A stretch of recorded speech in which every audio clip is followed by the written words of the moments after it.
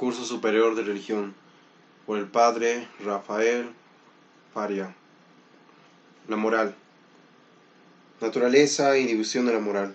Moral en general es la ciencia que guía nuestros actos y ordena nuestra conducta, de acuerdo con una determinada norma de obrar. Se dice, la ciencia que guía nuestros actos, pues es una ciencia esencialmente práctica, cuyo fin es orientar nuestra conducta, de acuerdo con una norma de obrar, porque para la dirección de nuestra conducta nos es indispensable una norma que nos indique lo que debemos hacer y lo que debemos evitar. La moral se divide en natural, cristiana y laica o independiente. La moral natural guía nuestros actos de acuerdo con la pura luz de la razón. Tal fue la de los filósofos gentiles. La moral cristiana guía nuestros actos al último fin sobrenatural de acuerdo con la razón y con las verdades y preceptos revelados. La moral laica prescinde de Dios y de todo fin ultraterreno. Nota: es advertir que la moral cristiana no va contra la natural, sino que la perfecciona y dirige, impidiéndole caer en el error. Por el contrario, la moral laica sí es contraria, no solo a la moral cristiana, sino también a la natural, porque el prescindir en la dirección de nuestra conducta del ser que nos creó y del fin que nos señaló, va no solo contra la revelación, sino contra la misma razón. Así como el dogma nos enseña lo que debemos creer, así la moral nos enseña lo que debemos hacer y evitar para salvarnos. Elementos de toda moral. En toda moral son necesarios 4 elementos: el fundamento en que descansa, el fin a donde conduce, la obligación que impone y la sanción con que remunera. Primero, el fundamento es el motivo que tiene la moral para prohibirnos o prescribirnos ciertas acciones. Por ejemplo, en la moral cristiana, la voluntad sabia y santa de Dios. Segundo, el fin es lo que se propone, en definitiva, el mandarnos o prohibirnos. En la moral cristiana, el fin es la salvación. Tercero, la obligación es el vínculo moral que liga a la voluntad para que obre. En la moral cristiana es el mandato de Dios. Cuarto, la sanción es el premio que merece el cumplidor de la ley, y el castigo a que se hace digno quien la quebrante. En la moral cristiana son un premio y un castigo eternos. Artículo 2. La moral natural es deficiente. La moral natural es deficiente por 2 motivos. Primero, porque la pura luz de la razón no puede darnos a conocer de una manera fácil, segura y completa las verdades de orden moral. En el orden moral pasa como en el orden intelectual. Sin la luz de la revelación no conocemos sino unas cuantas verdades, y esto con mucho trabajo y mezcla de error. La historia nos prueba que los más grandes moralistas de la antigüedad cayeron en graves errores, y que de hecho la simple razón nunca ha suministrado un conjunto completo y seguro de verdades morales. Segundo, porque Dios, dueño absoluto de sus criaturas, les ha impuesto ciertos preceptos especiales que sólo la revelación manifiesta. Artículo 3. Excelencia de la moral cristiana. La moral cristiana es verdadera y excelentísima. Es verdadera porque se funda en la verdad, a saber que hay un Dios que nos creó para Él y que debemos obedecerlo. Es excelentísima en sus 4 elementos, en efecto. Su fundamento es firme e inquebrantable, a saber, la voluntad de Dios que, regida por su sabiduría, nos ordena lo que debemos hacer y lo que debemos evitar. Según ella, es bueno lo que está conforme con la voluntad sabia de Dios, y es malo lo que está en desacuerdo con ella. Su fin es nobilísimo, la posesión eterna del bien infinito. Su obligación es estricta, llega hasta el fondo de la conciencia. Su sanción es eficaz, la conciencia como eco de la voz de Dios en esta vida, y luego un castigo o recompensa eternos. Artículo 4. La moral laica es falsa y deficiente. Primero, es falsa porque parte de falsos fundamentos, rechaza la revelación y con frecuencia al mismo Dios. Segundo, es del todo deficiente en sus elementos. En efecto, su fundamento no es firme, no es la voluntad inmutable de Dios, sino la razón y voluntad del hombre, volubles y sujetos a error. Su fin es indigno del hombre. Una moral que niega a Dios y la inmortalidad del alma y coloca al hombre al nivel de los brutos, no puede presentar al hombre un fin digno de él. Su obligación no es estricta. Una obligación no la puede imponer sino un superior, y ningún hombre en cuanto hombre es superior a otro. Además, no puede llegar hasta la conciencia. ¿Qué hombre puede llegar hasta la conciencia de los demás y controlar sus pensamientos, deseos y acciones ocultas? Su sanción es ineficaz. La conciencia deja de ser la voz de Dios para convertirse en la de uno mismo. No hay Dios que vea lo oculto, no hay premio ni castigo eternos, y en cuanto a las acciones temporales, es fácil eludirlas o despreciarlas. Su fundamento, según la moral cristiana, es inmutable, la voluntad santa de Dios guiada por su sabiduría. Moral laica, mudable, la razón y voluntad del hombre sujetas a error y capricho. Sobre el fin, moral cristiana, nobilísimo, la posesión eterna del bien infinito. Moral laica, poco noble, el bienestar terreno, pues no hay otra vida. Su obligación es moral cristiana, estricta, liga la conciencia. Moral laica, exterior y aparente, no liga la conciencia. Su sanción, moral cristiana, eficaz, la conciencia como eco de la voz de Dios, un premio o castigo eternos. Moral laica, ineficaz, la conciencia no es la voz de Dios, no hay premio ni castigo eternos. Falsos sistemas de moralidad. En los sistemas de moral laica, el fundamento de la moralidad es distinto en cada uno, lo que prueba su falsedad e ineficacia. Lo que a unos ha parecido verdadero y firme, a otros les parece falso e inestable. Para unos el fundamento de la moralidad es la utilidad, es bueno lo que es útil, es malo lo que es inútil. Para otros el placer, lo que es evidentemente falso. Así robar no puede ser bueno, aunque traiga utilidad, ni lo es embriagarse, aunque traiga placer. Para otros, el último fundamento de la moralidad es la opinión pública, para otros las leyes, entre comillas, la dignidad humana, el respeto a los demás, el honor, la raza, la simpatía, el sentimiento, la razón, etc. Todos estos sistemas tienen defectos comunes y indicados. Su fundamento viene a ser en último término la razón y la voluntad del hombre, o lo que es peor, sus pasiones y apetitos, fundamento inestable, sujeto al cambio y caprichos de los hombres. Su obligación es simplemente exterior y no de conciencia. Su sanción o no existe o fácilmente se desprecia. Carecen pues de aquella inmutable solidez y fuerza obligatoria que sólo Dios puede brindar, y son incapaces de reprimir las pasiones y de sancionar los vicios. Advirtamos también que la moral cristiana aprovecha lo bueno que puede haber en estos sistemas, sin caer en sus errores y exageraciones.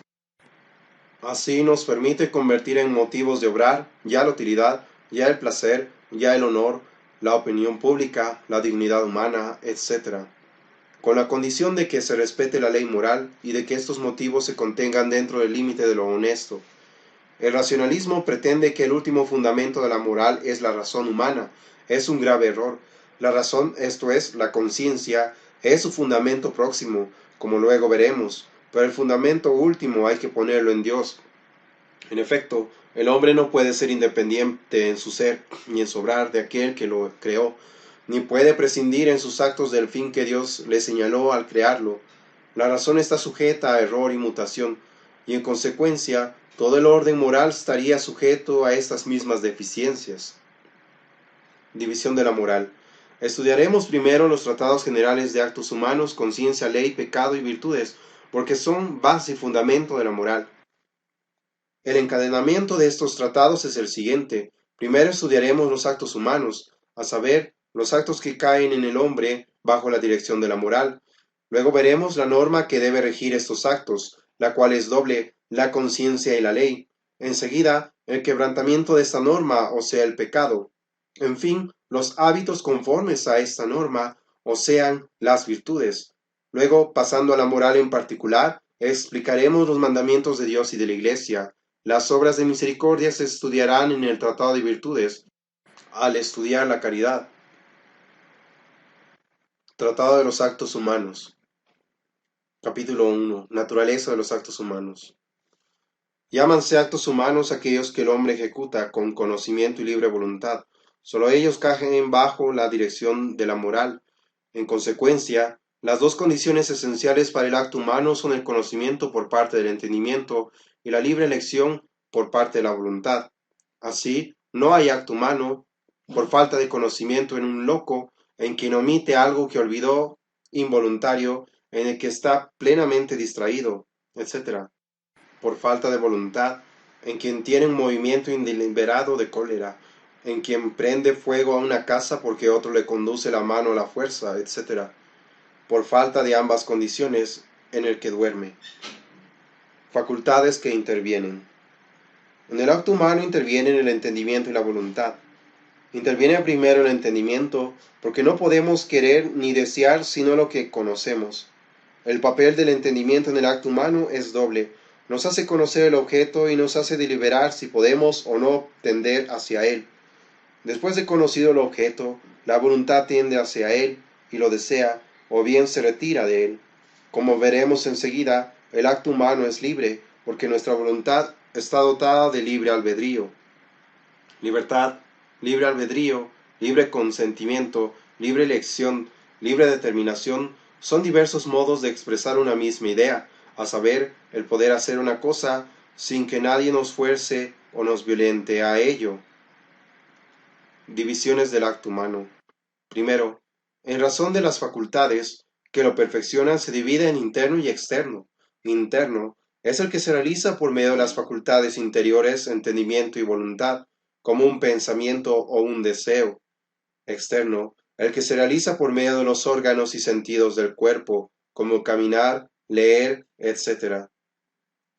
Segundo, por las relaciones con la moralidad, se divide en bueno, malo e indiferente. Bueno o lícito es el que está conforme con la ley moral, como la limosna. Malo o ilícito, el que le es contrario, como el robo. Indiferente, el que ni le es conforme ni contrario, como caminar. El acto bueno es natural si se realiza con las solas fuerzas naturales, sobrenatural si con el auxilio de la gracia. Tercero, en razón de sus efectos, se divide en válido e inválido. Válido es el que, por tener todas las condiciones esenciales, produce el efecto que la ley señala.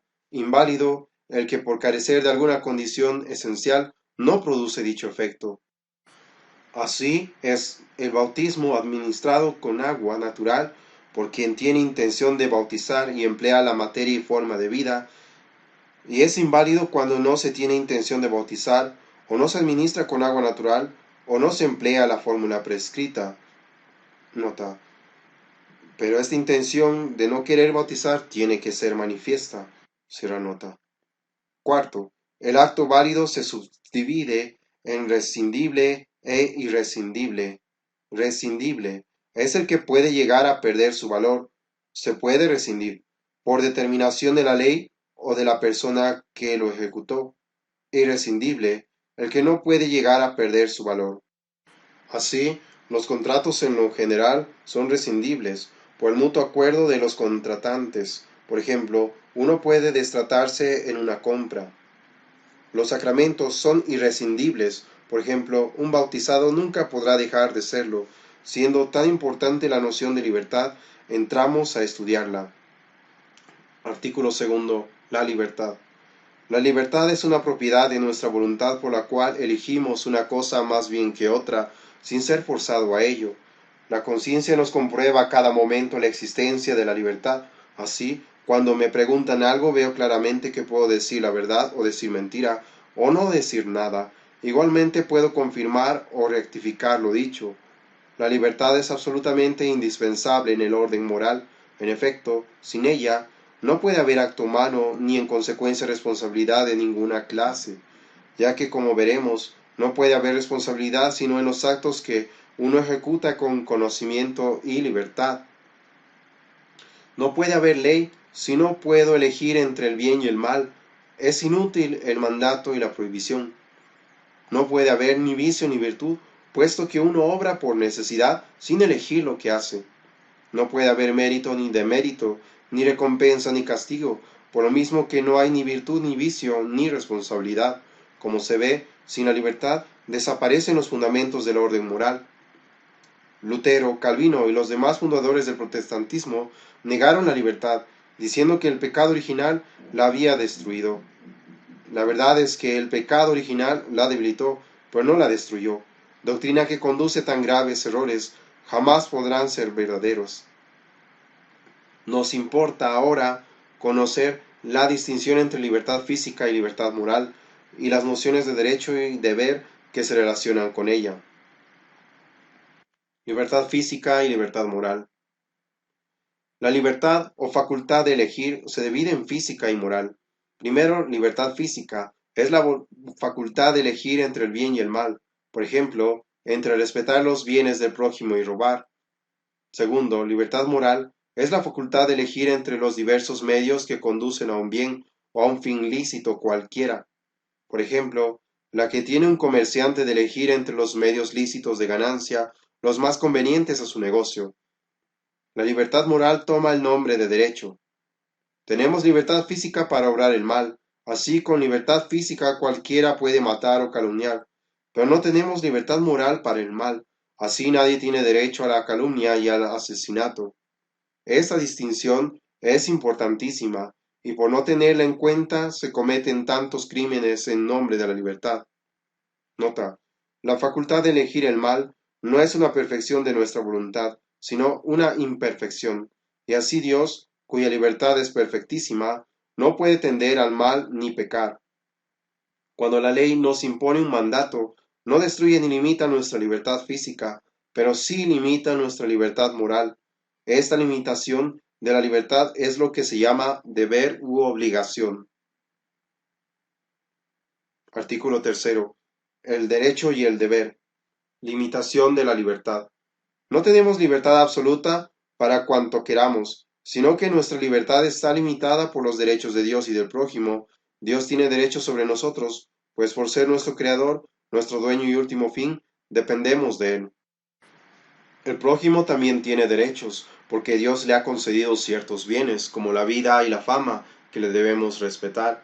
Así, los derechos de Dios y los del prójimo limitan nuestra libertad, y los derechos de Dios y los nuestros limitan la libertad del prójimo. Cuando quebrantamos estos derechos, obramos contra nuestra conciencia y cometemos pecado. Noción y fundamento del derecho y del deber. Primero, derecho es el poder moral de hacer algo o de poseer algo. El poder de hacer algo o de reclamar algo se llama derecho personal, porque es la persona la que hace o reclama. El poder de poseer algo se llama derecho real, porque es la cosa, lo que se posee. Segundo, deber es la necesidad moral u obligación de hacer u omitir algo. Derecho y deber son correlativos. A los derechos de Dios y del prójimo corresponde en nosotros el deber de respetarlos, del mismo modo que el prójimo tiene el deber de respetar nuestros derechos. Todo derecho viene de Dios, quien al darnos ciertos bienes como la vida, la fama, etc., nos da el derecho de que ellos se nos respeten. Todo deber viene de Dios, porque solo Dios tiene poder de obligarnos en conciencia. Nota: el deber recibe de Dios la fuerza obligatoria, y no de nuestra conciencia o voluntad, como quieren los racionalistas. Si ellas fueran las creadoras del deber, perdería éste su fuerza obligatoria, ya porque nadie se da leyes a sí mismo, ya porque siendo nosotros los autores de la ley, pudiéramos abrogarla cada vez que quisiéramos. La conciencia es tan solo la facultad mediante la cual conocemos el deber, y la voluntad, la facultad mediante la cual lo cumplimos. Artículo cuarto. Imputabilidad y responsabilidad. El acto humano tiene dos consecuencias: la imputabilidad, que se refiere al acto mismo, y la responsabilidad, que se refiere al autor. Primero, la imputabilidad consiste en que un acto hecho con conocimiento y libre voluntad es imputable a su autor, esto es, se le atribuye. Segundo, la responsabilidad consiste en que el autor de una acción hecha con conocimiento y libre voluntad es responsable de ella. Así, si publico un escrito, me es imputable a mí, y yo soy responsable de él. De la misma manera, si admito un mal pensamiento, este pecado me es imputable a mí, y yo tengo que responder a Dios por él. La imputabilidad y responsabilidad disminuyen cuando disminuye el conocimiento y el libre consentimiento, que son el fundamento de ellas. Llegan a desaparecer si aquellos desaparecen. Artículo quinto. El voluntario. Su naturaleza. Llámase acto voluntario o simple voluntario, el que procede de la voluntad del hombre con conocimiento de lo que hace. El acto voluntario viene a confundirse con el acto libre, pero se hace un estudio particular de él para examinar los diversos modos como un acto puede proceder de la voluntad, lo que da origen a cuestiones muy interesantes. Estudiemos, pues, los diversos modos como el voluntario procede de la voluntad, o sea, las divisiones del voluntario. Sus divisiones. El voluntario se divide en razón de la perfección del acto, en perfecto e imperfecto, en razón del modo como uno se resuelve al acto, en total y parcial, en razón del modo como se manifiesta en expreso, tácito y presunto, en razón de la intención, en actual, virtual, habitual e interpretativo, en razón del modo como se tiende al fin, en directo e indirecto, voluntario perfecto e imperfecto, total y parcial. Primero, en razón de la perfección con que se realiza el acto, es voluntario perfecto, que se realiza con plena advertencia y pleno consentimiento. Voluntario imperfecto, cuando falta alguna de esas condiciones, como veremos, para que haya pecado mortal, se requiere el voluntario perfecto. Segundo, en razón del modo como uno se resuelve al acto. Es total si uno quiere el acto bajo todo respecto. Es parcial cuando uno quiere el acto aunque bajo ciertos aspectos le repugne. Por ejemplo, el que bota sus mercancías al mar para salvarse de un naufragio no quisiera perderlas, pero se resuelve a hacerlo para salvar la vida. El hecho de que el voluntario sea solo parcial no estorba la responsabilidad del acto. Así, quien acepta una falta grave, aun cuando le repugne por varios aspectos, comete pecado mortal. Voluntario expreso, tácito y presunto. En razón del modo como se manifiesta el voluntario es expreso si se manifiesta por palabras o señales, tácito si se manifiesta por el silencio u omisión de un acto, presunto si no se manifiesta sino que uno lo presume. Así, hay voluntario expreso si me da prestado un libro un compañero, tácito si lo tomo en su presencia sin que él me lo reproche, presunto si lo tomo sin que él sepa, presumiendo su voluntad. En el expreso hay aprobación explícita del hecho, en el tácito aprobación implícita, en el presunto no hay aprobación, sino que se presume. El principio, el que Kaya otorga, tiene aplicación en estos casos. Primero, cuando se ofrece al que calla algo favorable, por ejemplo, una distinción, un regalo. Segundo, en las cosas desfavorables solamente cuando la persona tiene obligación de hablar y puede hacerlo sin grave tropiezo. Según esto, el silencio del superior no equivale por regla general a la concesión de lo que se le pide, porque ni se le ofrece cosa favorable, ni tiene de suyo obligación de hablar.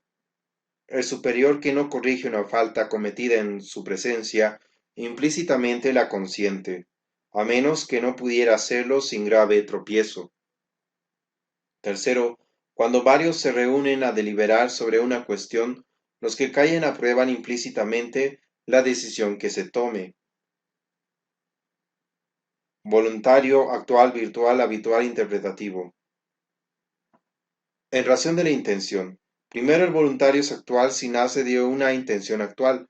Por ejemplo, el enfermo que recibe la extrema unción deseando recibirla.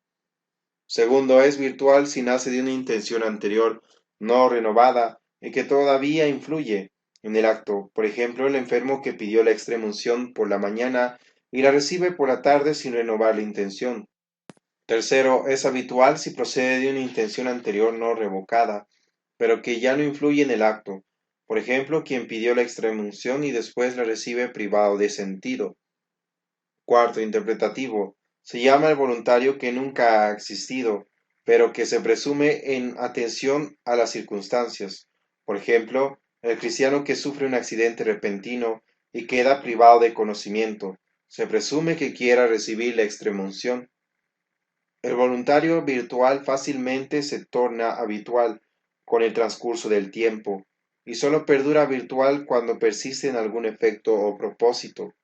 Para que haya acto humano es necesario el voluntario actual o virtual, puesto que ni el habitual ni el interpretativo tienen influencia en el acto.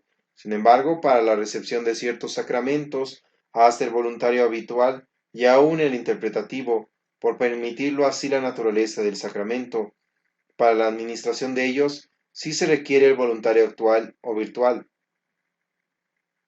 voluntario directo e indirecto. En razón del modo como se procura el resultado, el voluntario es directo cuando se intenta el resultado en sí mismo. Por ejemplo, si se toma licor para embriagarse.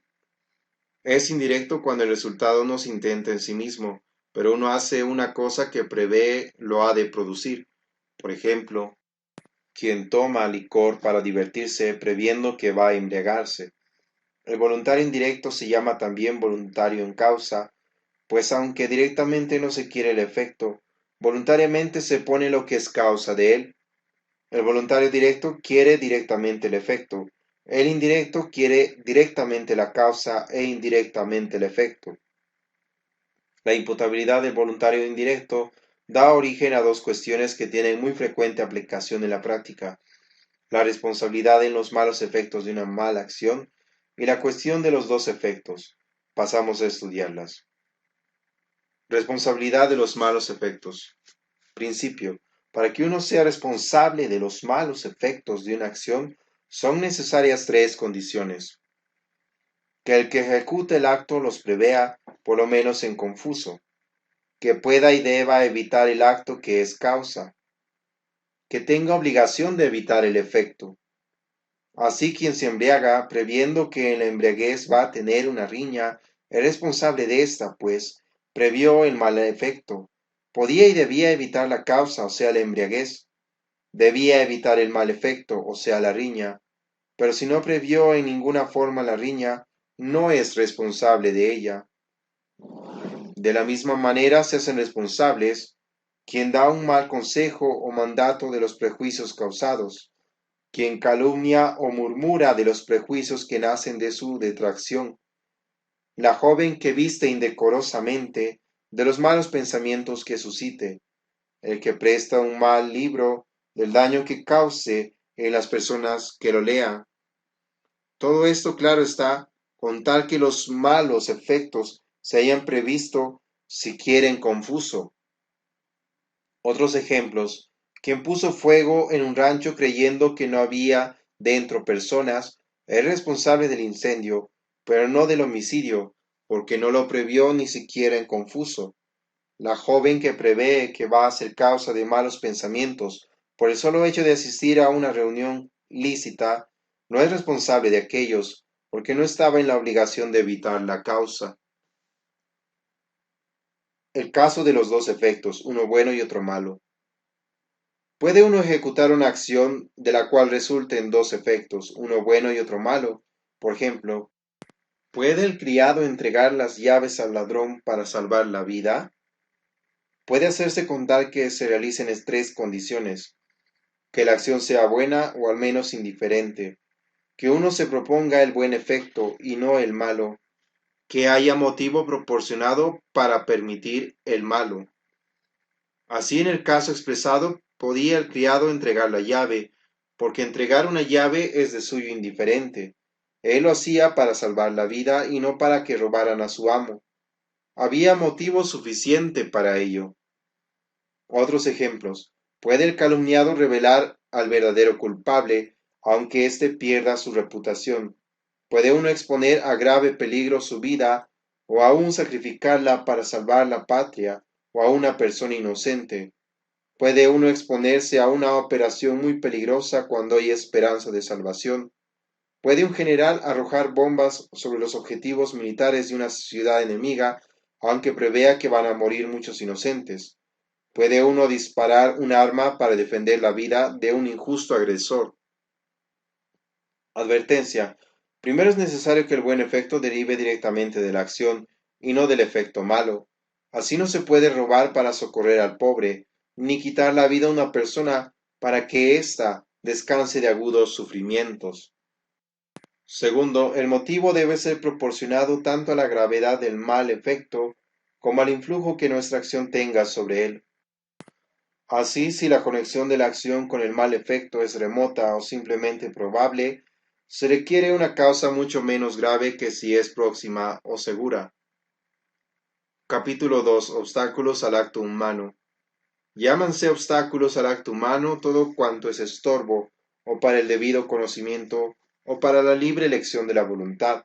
Estos obstáculos son, por parte del entendimiento, la ignorancia, y por parte de la voluntad, la violencia, el miedo y la pasión. La ignorancia. Ignorancia es la falta de conocimiento de una obligación. La ignorancia se divide en vencible e invencible. Vencible es la que uno puede desechar con alguna diligencia de acuerdo con los medios en que dispone, por ejemplo, estudiando o consultando. Invencible es la que uno no puede desechar, o porque no la advierte, o porque hechas las diligencias conducentes, no pudo salir de ella. La ignorancia vencible se llama crasa cuando nace de grave descuido en aprender las verdades religiosas fundamentales o los deberes propios del estado y oficio. Afectada cuando uno maliciosamente quiere permanecer en ella para pecar con mayor libertad. La ignorancia es de derecho cuando se ignora la misma ley. Por ejemplo, si ignoro que el miércoles de ceniza obliga el ayuno. Es de hecho cuando se ignora el hecho objeto de la ley. Por ejemplo, si ignoro que hoy es miércoles de ceniza. Principios. Primero, la ignorancia invencible quita toda responsabilidad. Así no peca un niño que hace una cosa mala sin saberlo. Segundo, la ignorancia vencible no quita la responsabilidad, aunque la disminuye, tanto más cuanto menor ha sido el descuido en instruirse. En consecuencia, es pecado mortal cuando nace de descuido grave, es venial si de descuido leve.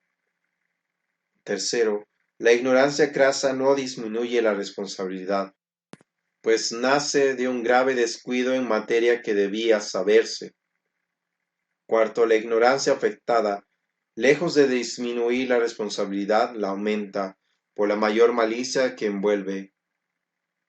Pecan, pues, los que se descuidan en aprender las verdades religiosas, de acuerdo con su estado y condición. Los que se atreven a ejercer una profesión, empleo u oficio, ignorando las obligaciones que les son inherentes. Los que advierten que deben salir de su ignorancia sobre un punto determinado y no lo hacen, por ejemplo en los días en que obliga el ayuno. 5. El olvido y la inadvertencia excusan de pecado, porque equivalen a la ignorancia inculpable. En efecto, cuando no advertimos el acto que ejecutamos o la malicia que tenga, es lo mismo que si no tuviéramos conocimiento de él. Así no peca quien deja de ayunar o de oír misa por olvido de que en ese día le obligaba a hacerlo. La pasión. Pasión es un movimiento fuerte del apetito sensitivo que busca el bien sensible o huye del dolor, por ejemplo el odio, la ira. Apetito sensitivo es la inclinación al bien sensible, conocido por los sentidos. Es el origen de las pasiones. Estas nacen o de desear el bien o de oír el mal que nos presentan los sentidos. Las pasiones son de suyo indiferentes, pero llegan a ser buenas o malas según el objeto hacia el cual tienden. Así es bueno alegrarse del bien ajeno y malo entristecerse por él. Las pasiones deben ser dirigidas por la razón y regidas por la voluntad. De otra suerte nos perturban y nos llevan al mal. De ordinario el término las pasiones se toma en el sentido de movimiento desordenado. La pasión se divide en antecedente y consiguiente. Primero, pasión antecedente es la que nace con anterioridad a la advertencia del entendimiento y al consentimiento de la voluntad. Segundo, pasión consiguiente es la que va acompañada de la advertencia y del consentimiento, sea que la voluntad se deje arrastrar por ella, o sea que la voluntad por malicia la haya provocado. Principios. Primero, la pasión antecedente disminuye el acto voluntario en la medida en que impide la advertencia y el consentimiento. Algunas veces en arrebatos muy violentos llega a destruirlo. Segundo, la pasión consiguiente no disminuye el voluntario, y aún lo aumenta cuando la voluntad excita y estimula la pasión. En consecuencia, los movimientos involuntarios o indeliberados de ira, venganza, sensualidad, etc., en que la pasión se adelanta a la advertencia y al consentimiento, no son pecado. Los movimientos semideliberados en que la pasión disminuye la advertencia y el consentimiento hasta hacerlos semiplenos son pecado venial. Los movimientos de pasión plenamente consentidos son pecado mortal, si la materia es grave, venial si es leve. Lucha contra la pasión. Ante un movimiento de la pasión que le inclina al mal, la voluntad puede proceder de dos modos. Negativamente si no lo acepta ni lo rechaza. Positivamente si lo acepta o lo retira con un acto formal. Para combatir las pasiones, en especial si son violentas, no basta la resistencia negativa, pues si uno no las rechaza con un acto formal, queda gravemente expuesto al peligro de consentir en ellas. La pasión se puede combatir volviendo el ánimo a otra cosa, y aun esto se aconseja como medio más fácil y seguro cuando se trata de combatir los movimientos de sensualidad, ira y venganza. Hábito malo y responsabilidad. Hábito es la costumbre contraída con la repetición de actos. El hábito puede ser bueno o malo.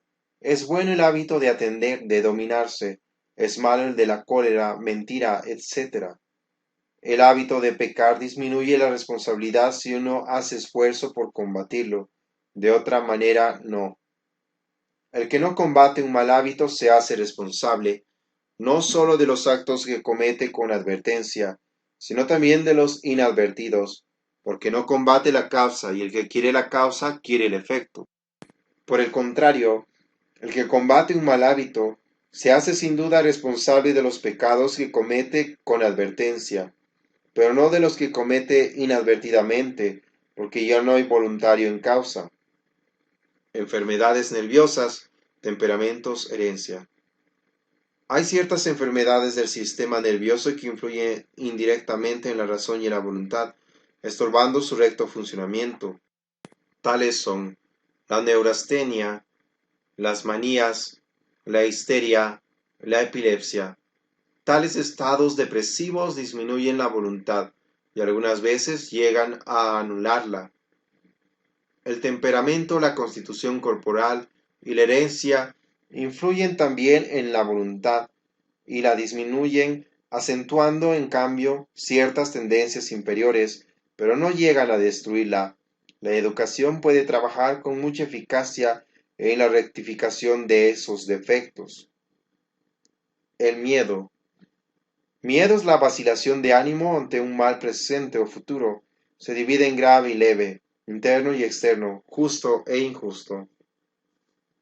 El miedo es grave cuando nace del temor de un mal grave que no puede fácilmente apartarse, y es leve cuando nace de un mal leve o de un mal grave que puede fácilmente apartarse.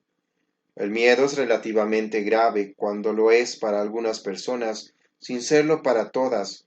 Así lo que no causa miedo grave a un hombre, sí puede causarlo a una mujer o a un niño.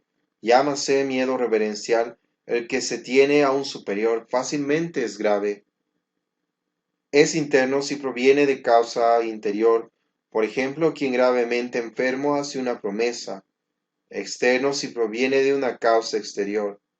La causa exterior puede ser necesaria como un terremoto, un naufragio, etc., o libre como las amenazas de una persona. Es justo o injusto, según que sea infundido con derecho o con injusticia. Así el derecho de amenazar con la cárcel a quien ha cometido un delito, pero no con matarlo. Su influencia en el voluntario, solamente el miedo grave exterior e injusto, es decir, el que nace de la amenaza injusta de otra persona, influye en el voluntario.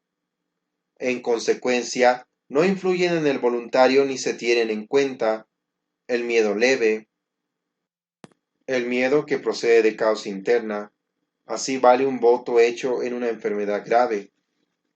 El miedo exterior, que proviene de causa necesaria o de una causa libre justa, esto es, de una persona que lo infunde con derecho. Sobre la influencia del miedo en los contratos, ver adelante los contratos. El miedo que procede de una injusta amenaza no destruye el voluntario a menos que haga perder el uso de razón. Lo disminuye, pero no hasta el punto de convertir en venial el pecado mortal. La Iglesia siempre consideró responsables de grave pecado de apostasía a los que por miedo a la muerte quemaban incienso a los ídolos. A veces el miedo excusa de la observancia de un precepto. Tengamos en cuenta estos dos principios. Primero, cuando se trata de cosa intrínsecamente mala, ningún miedo excusa. Segundo, cuando se trata de una cosa mandada por la ley, pero que no es intrínsecamente mala, excusa el miedo grave, a menos que no se quiera obligar en menosprecio de la religión. Así, para evitar un grave conflicto, puede la esposa o la hija dejar de ayunar o de ir a misa, con tal de que no se le exija que lo hagan en desprecio de la religión. La violencia. Violencia es el impulso de una causa exterior libre que nos obliga a obrar en contra de nuestra voluntad. El miedo proviene de una causa que obra moralmente con amenazas, la violencia de una causa que obra físicamente con hechos. La violencia puede ser absoluta y relativa. Es absoluta cuando la persona violentada ha opuesto toda la resistencia posible sin poderla vencer. Relativa cuando no ha opuesto toda la resistencia. Su influjo en el voluntario. La voluntad no puede sufrir violencia. Nadie puede no queriendo querer, dice San Anselmo. Las demás facultades sí pueden sufrirla. Así me puede forzar a caminar a yuro, o el demonio puede, a mi pesar, suscitar malas imaginaciones en mi fantasía. La violencia absoluta destruye el voluntario, con tal de que la voluntad resista interiormente para consentir en el mal. La violencia relativa disminuye el voluntario en proporción de la resistencia que se opuso. La resistencia positiva, esto es, con actos explícitos de la voluntad, obliga siempre que hay peligro de consentir en el mal. La resistencia externa, esto es, con actos exteriores, obliga en cuanto sea posible. Deja de obligar si es inútil, y no hay por otra parte peligro de consentir en el pecado. Capítulo 3. Moralidad de los actos humanos. Su naturaleza. Moralidad es la relación del acto humano con la regla del bien obrar. Si está conforme con ella, se llama bueno; si en desacuerdo, malo. La norma del bien obrar es doble, una exterior a nosotros, la ley, y otra que llevamos dentro de nosotros, la conciencia. Normalmente la regla del bien obrar es, o debe ser, una sola, la ley divina, pero como a veces la conciencia no está de acuerdo con esa ley, a causa de algún error, para explicar con más claridad este desacuerdo, decimos que la norma de obrar es doble, la ley y la conciencia. Primero, la ley es la norma de obrar principal y remota, puesto que emana de la voluntad de Dios. Segundo, la conciencia, en la cual Dios imprime la ley, es la norma secundaria y próxima de nuestros actos. La conciencia es norma próxima de mis actos, porque en realidad yo no obro según la ley en sí misma, sino como mi conciencia me la presenta. Por eso debemos ilustrar la conciencia para que obre de acuerdo con la ley. Bondad y malicia moral. Es el acuerdo o desacuerdo de un acto con la ley o la conciencia. El acuerdo o desacuerdo con la ley constituye la bondad o malicia material, y el acuerdo o desacuerdo con la conciencia, la bondad o malicia formal. Según esto, una acción puede ser material y formalmente buena si está de acuerdo a un tiempo con la ley y la conciencia, como amar a Dios; material y formalmente mala si está en desacuerdo con la ley y la conciencia, como blasfemar; materialmente buena y formalmente mala cuando uno cree mala una cosa que la ley no prohíbe, como dibujar el domingo. materialmente mala y formalmente buena, cuando uno cree buena una cosa prohibida, como mentir para salvar la vida del prójimo. En una palabra, la bondad o malicia formal se refieren a la conciencia y la bondad o malicia material a la ley. De las fuentes de moralidad. La moralidad de un acto puede provenir o del objeto en sí mismo, o de las circunstancias que lo rodean, o del fin que uno se propone. Estos tres elementos hacen que el acto sea bueno o malo y toman el nombre de fuentes de moralidad. Primero, objeto, es lo que caracteriza al acto en sí mismo. Así el objeto de limosna es socorrer al pobre, y el del robo, quitar lo ajeno, etc. Segundo, circunstancias son los adjuntos exteriores que acompañan al acto, como el tiempo, el modo, lugar, etc. Tercero, fin es el motivo personal del que obra. Por ejemplo, puedo dar limosna por amor de Dios, compasión natural, vanagloria, etc. Principio, tanto el objeto como las circunstancias y el fin son buenos si están de acuerdo con la ley de Dios, manifestada por nuestra conciencia. Son malos si están en desacuerdo con ella.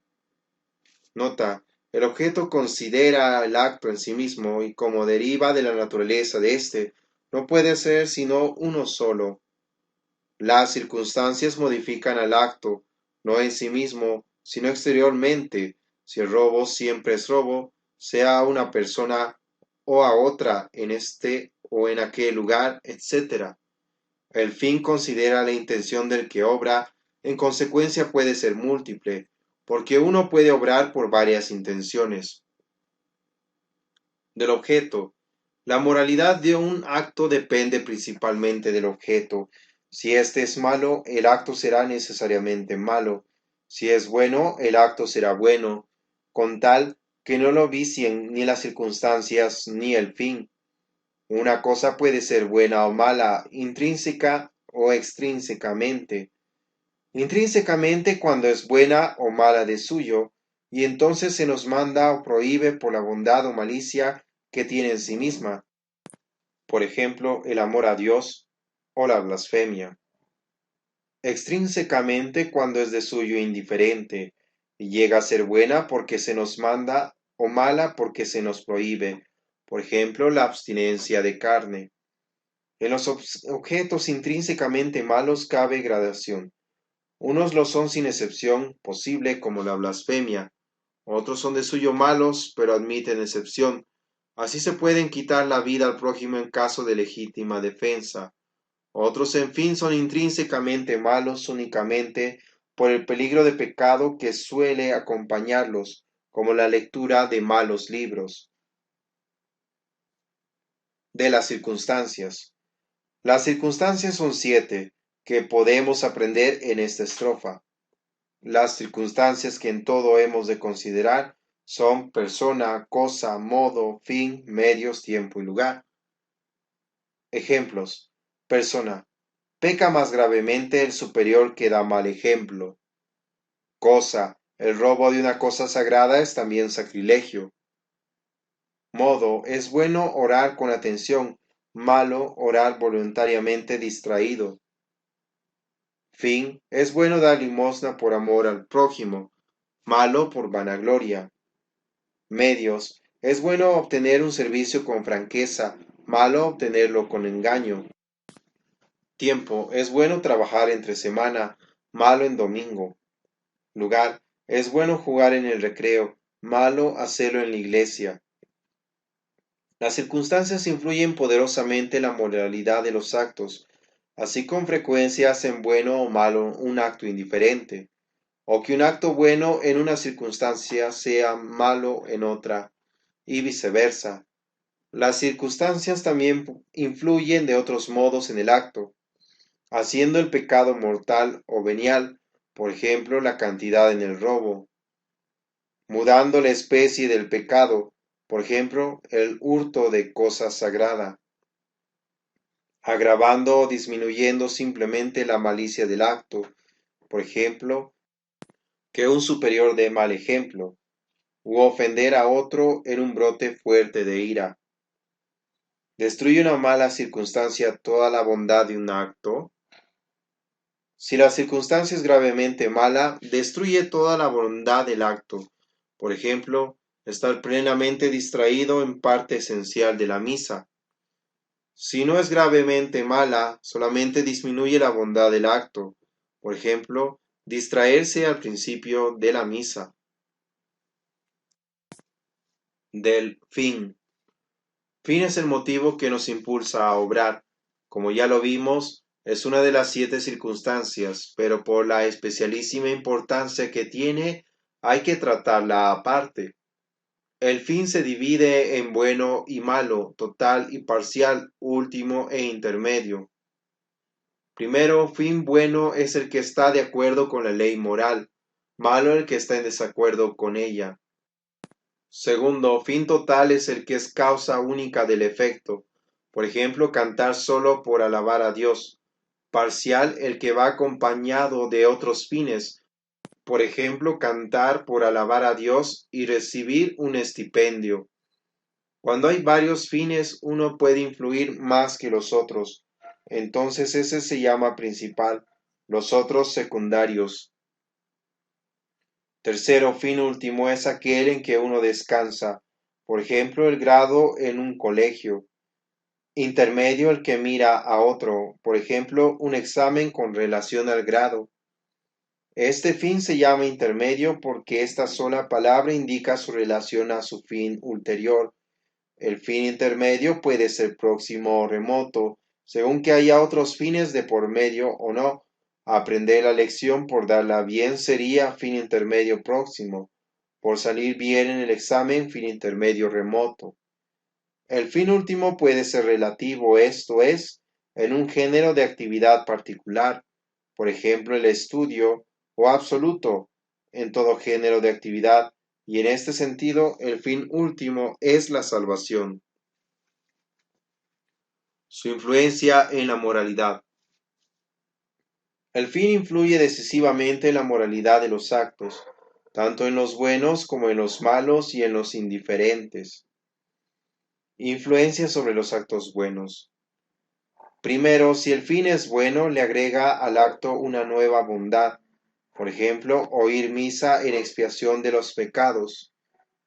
Segundo, si el fin es gravemente malo, vicia por completo la bondad de la obra, por ejemplo, dar limosna por pervertir a una persona. Tercero, si el fin es levemente malo, disminuye la bondad del acto, por ejemplo, dar limosna por vanagloria. Cuando el fin levemente malo es causa total de la acción, por ejemplo, dar limosna por vanagloria, excluyendo cualquier otro fin bueno, vicia igualmente por completo la obra. 2. Influencia sobre los actos indiferentes. El fin bueno hace bueno el acto indiferente, y el fin malo lo hace malo. Así es bueno jugar para cumplir el reglamento, y malo jugar para quebrantarlo. Vemos pues que aunque haya actos indiferentes en sí mismo como caminar, ver el numeral 333, sin embargo considerados en el sujeto que los ejecuta, dejan de ser indiferentes para convertirse en buenos o en malos, según el fin con que los ejecute. 3. Influencia sobre los actos malos. Primero, si el fin es malo, le agrega al acto una nueva malicia, por ejemplo, robar para embriagarse. Segundo, si el fin es bueno, no le quita la malicia a la acción, aunque sí puede disminuirla. Es importante observar que un fin bueno no puede hacer buena una cosa mala en sí misma, y la razón es que la intención del hombre no puede cambiar la naturaleza de las cosas. Así San Pablo nos enseña claramente que no deben hacerse cosas malas para que resulten bienes. O es un axioma de la moral cristiana que el fin no justifica los medios. Contra lo que enseñan otras falsas morales, como la moral utilitarista, la moral de placer o la moral de Maquiavelo, que reputa bueno todo lo que el Estado hace solo porque lo hace. En consecuencia, No se puede mentir para salir bien, ni jurar en falso para salvar a un inocente, ni dar la muerte a una persona para librarla de dolores agudos. Conclusión de esta doctrina. Para que una acción sea buena es necesario que lo sea en sus tres elementos: objeto, fin y circunstancias. Para que una acción sea mala, basta que sea malo el objeto o el fin o cualquiera de las circunstancias. Esta doctrina se resume en el siguiente principio. El bien nace de la rectitud total, el mal nace de un solo defecto. Obligación de dirigir a Dios todos los actos. Dios no solamente es nuestro creador, sino también nuestro último fin, al cual debemos tender. En consecuencia, tenemos obligación de dirigir a Él todos nuestros actos. Así nos dice el apóstol: sea que comáis, sea que bebáis, o cualquier otra cosa que hagáis, hacedlo todo para la gloria de Dios. Estas palabras no son mero consejo, sino verdadero mandato, de tal manera que si excluimos en alguno de nuestros actos la intención de agradar a Dios, tal acto es pecaminoso. La intención de ofrecer a Dios todas nuestras obras puede ser, primero, explícita, y en este caso o actual, cuando la renovamos a cada acción, o virtual, cuando la renovamos cada cierto tiempo para todas las acciones en general. Segundo, implícita, cuando la obra es buena de suyo y no excluimos la intención de dirigirla a Dios. Principios. Primero, basta la intención implícita para cumplir con el precepto de encaminar a Dios nuestras obras. La razón es que toda acción honesta se dirige de suyo al último fin. Segundo, pero el cristiano no debe contentarse con no excluir a Dios de sus actos, sino que debe procurar renovar con frecuencia la intención de dirigir a Dios sus obras. Esto le conviene por dos motivos: porque cada renovación de esa intención es un acto de amor a Dios, que lo adelanta en perfección, porque purificando con frecuencia la intención, evita que el mérito de la obra se pierda o se disminuya con intenciones torcidas.